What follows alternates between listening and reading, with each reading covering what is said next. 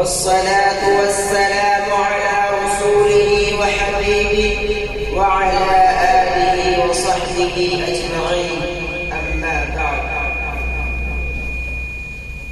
كلام النبيين الهداة كلامنا، كلام النبيين الهداة كلامنا، وأفعال أهل الجاهلية نفعل. أيها الحضور الكرام، الإسلام من عند الله لا يقبل نقصا ولا تقصيرا، لأنه موجه إلى الفطرة الإنسانية السليمة، وخالق هذه الفطرة أدرى بما يتناسب معها ويوافق على طبيعتها، كما قال تعالى: ألا يعلم من خلق وهو اللطيف الخبير. إن الإسلام محجوب اليوم بأهله، لأن دعاته ورجاله وشعبه ليس ممثلين منهج الإسلام بتصرفاتهم وسلوكهم تمثيلا كاملا، وليسوا على المستوى المطلوب لحمل رسالة. ألا إن المسلمين أوائل كانوا يمثلون الإسلام في معاملاتهم وأخلاقهم وسلوكهم، فدخل الناس في دين الله أفواجا، وملايين من المصلين اليوم يدعون الناس إلى الإسلام، فلا يستجيب لهم أحد. إن منابرهم مزخرفة، وإن ملابسهم مزينة، وإن وجوههم نيرة، وإن أسباب حياتهم عالية، ولكنهم هواء في تمثيلهم للإسلام.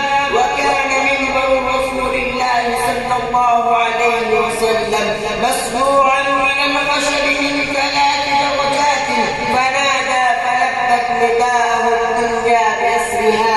فلماذا هذا التغير يا ترى؟ إن روح الإسلام لم تتغير، ولكن أهله هم الذين تغيروا.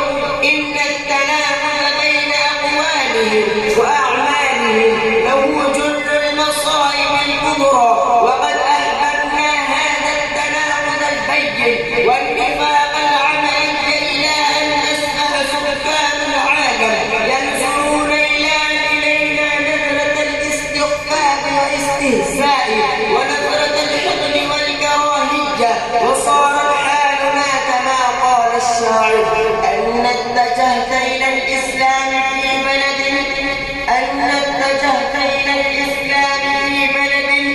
تجده كالطير مقصوصا جناحاه. إن الدعوة إلى الإسلام كامل تتطلب رجالا تنعكس فيهم روح الإسلام وتتمثل فيهم أخلاق الإسلام. تتطلب هذه الدعوة منا رجالا من ابتعدوا عن مظاهرهم الشخصية وابتعدوا عن استغلال الدين لقضاء ما ربهم ولحصول مناصبهم. إنها تحتاج إلى رجال يعيشون للإسلام ولأجل الإسلام قولا وعملا، ويدعون الناس إليه صدقا وإخلاصا ومنهجا.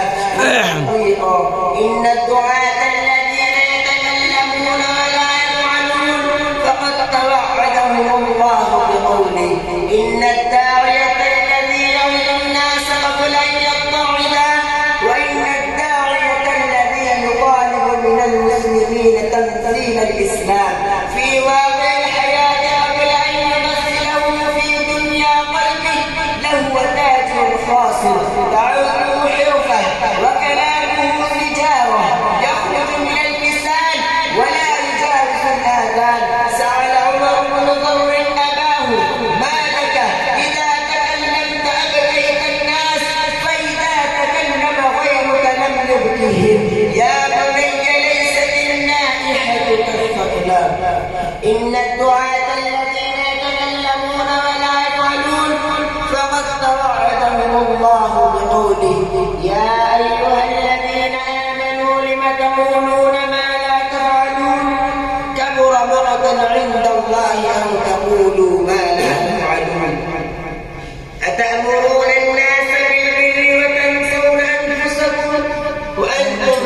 تتلون الكتاب أفلا تعقلون.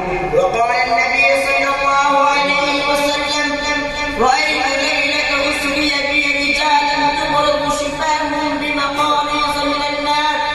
قلت: من هؤلاء يا جبريل؟ قال: هؤلاء خطباء من أمتك يأمرون الناس بالبر وينسون أنفسهم. وقال النبي صلى الله عليه وسلم: يؤتى برجل يوم القيامة فتلقى في النار فتندلق أبطال بطنه فيدور به كما يدور الحمار في الرحى، فيجتمع إليه أهل النار فيقولون: يا فلان ما لك؟ ألم تكن تأمر بالمعروف ولا آتيه وانهى عن المنكر وآتيه؟ وقال النبي صلى الله عليه وسلم: آية المنافق ثلاث: إذا وعد أخلف، وإذا حدث كذب، وإذا أؤتمن خان. وما علينا إلا البلاغ.